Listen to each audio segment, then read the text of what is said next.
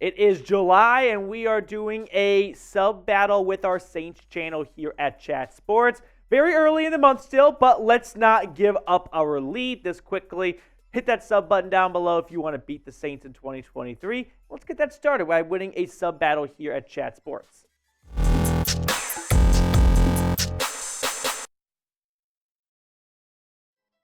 Welcome into Falcons Today by Chat Sports. Matthew Peterson breaking down ESPN's NFL roster ranking. So we're going to go through the entire thing, see where they ranked Atlanta's roster after the entire offseason of Terry Fontenot and Arthur Smith putting together this 53-man crew. And let's get started right now with the number one team in the roster rankings, the Kansas City Chiefs. No surprise right there. When you have Patrick Mahomes, it doesn't really matter who the other 52 guys are. Now, the Philadelphia Eagles come in at 2. Okay, I buy it. Bills, Dolphins, Bengals, sure. Cowboys at 6, a little bit high in my opinion. Chargers at 7, also on the higher side I thought. 49ers I think should be above those teams. Browns at 9, Jets at 10, okay. Ravens at 11, Seahawks 12, then Denver, Pittsburgh, Jacksonville, Minnesota, Detroit, New York. The Saints come in at number 19. The Patriots round out the top 20. And we continue searching for Atlanta. They're not 21, that's Vegas. Chicago and Green Bay go 22 and 23. The Commanders are next up. And now we zero in on the NFC South. The Panthers at 25. The Falcons at 26. The Bucks at 27. And then we have the Titans at 28. And to round out the last 4 teams, Houston, Indianapolis, the Rams, and the Arizona Cardinals. So Atlanta finishes at 26 out of 32 teams. What is your initial reaction, right? Where would you have ranked the Falcons if you were ESPN and you were calling the shots on this one? A little bit higher than 26 teams, a little bit higher than 26, a little bit lower.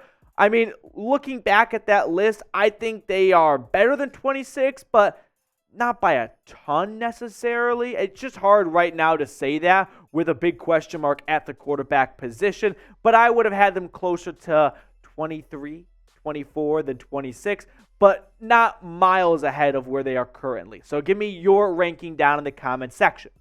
Now, ESPN broke this down with their 4 big elements of their grading criteria, and it started with the strongest unit. And for Atlanta, that was the interior defensive line, which is not something I would have thought I would have heard a few months ago. But after a busy offseason, I can warm up to this being the strongest unit, right? Here's what Mike Clay said.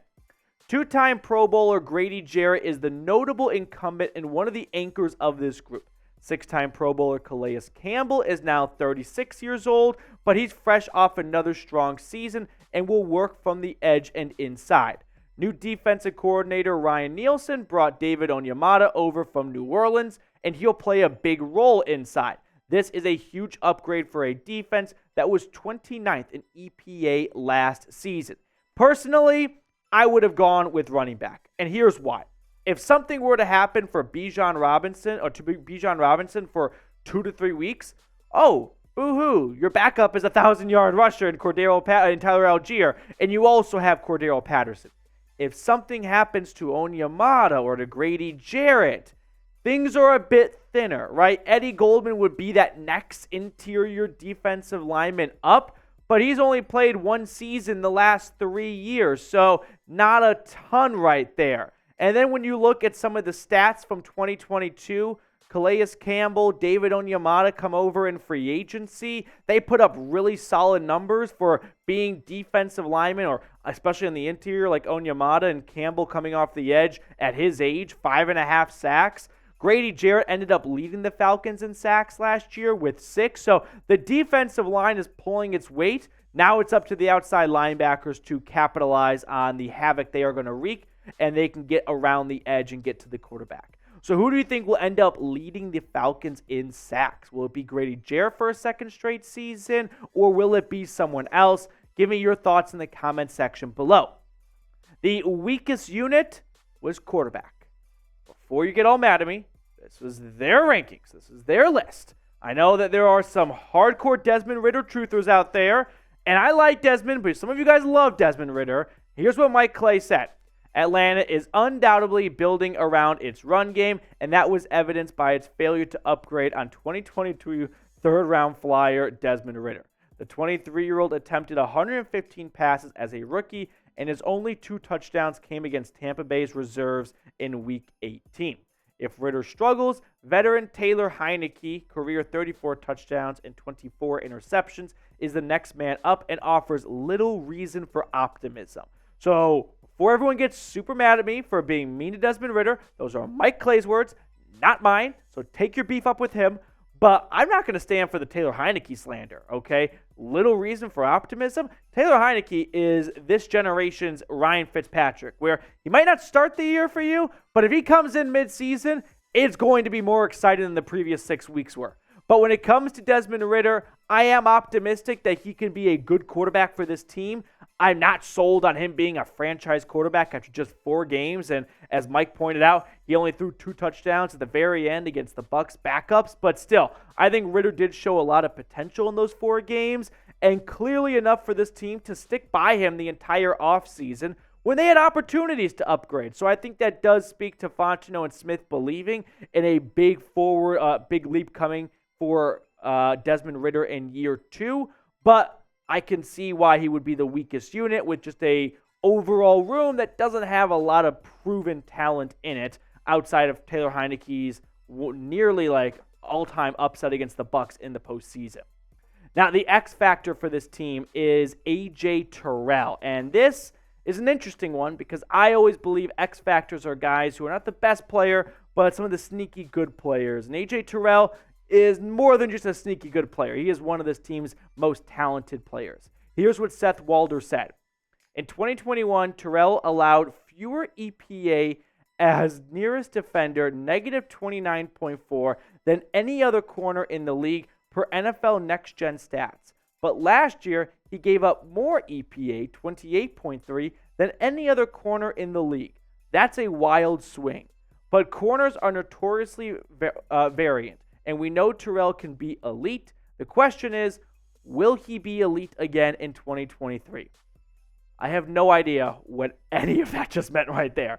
I don't know what a negative 23 EPA or whatever the hell that is means. I think ESPN just put in fake numbers there to see if anyone was still reading their article. Like, how can anyone look at that and go, oh yeah, how did he not see that coming? His EPA last year was a dramatic swing from the year before. So whatever that means, ESPN, knock yourself out. I can look at these numbers and make some sense of it, though, because in 2021, PFF graded him as an 82.6 overall corner. I always like to give 10 extra points to players to get you like a school grade, so 92 would be an A-, and he was an A corner in 2021.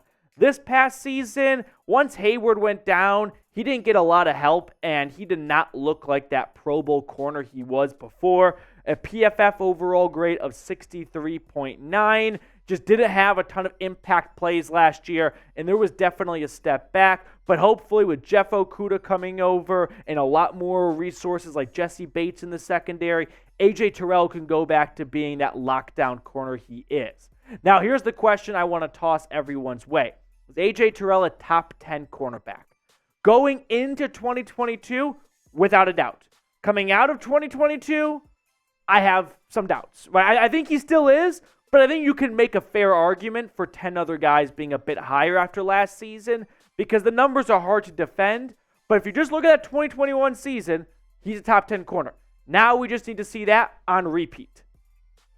A non-starter to know is Tyler Algier, which to Falcons fans, everyone knows him. But I guess to the general NFL world, he might be an under-the-radar guy because no one heard his name before he came out of BYU. But here's what Seth Walder said. He may be second string now, but do not forget about him behind first-round pick Bijan Robinson.